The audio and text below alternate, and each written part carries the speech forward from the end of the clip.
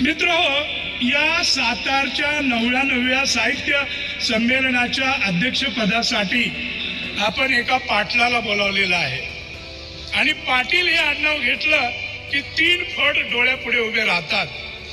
कुस्तीचं फड, तमाशाचं फड आणि उसाचं फड. पण तुमच्या समोर बोलणारा हा पाटील फक्त शब्दाच्या फळामध्ये रंगणारा आहे. इथे 99व्या साहित्य संमेलनाचा अध्यक्ष एका पाटलाला करा अशी मागणी जोशी आणि कुलकर्णींनी केली. आणि तुम्हाला माहिती आहे की बिघडलेला गाव जर सुधारायचा असेल तर पाटील आणि कुलकर्ण्यांना युती करावीच लागते. आणि या निमित्तानं मला आमच्या पट्टे बापूरावांचं कवन आवडतं. आठवतं की ही नटरंगी